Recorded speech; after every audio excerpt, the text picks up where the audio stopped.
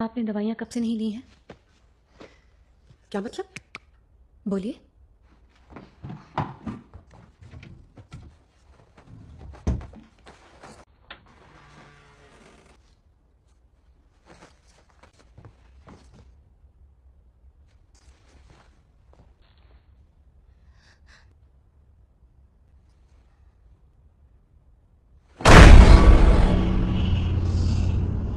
तुम्हें क्या लगता है कि मैं चाहती थी कि मेरे साथ ये सब हो?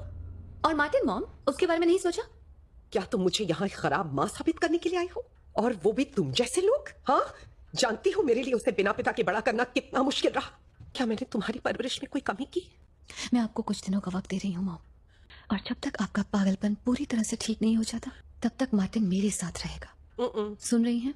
मैंने फैसला कर लिया मॉम, और जब आप ठीक हो जाए तो मुझे बता दीजिएगा। सामान बांधो मार्टिन। बांध लिया। मार्टिन रुक जाओ, मार्टिन प्लीज प्लीज।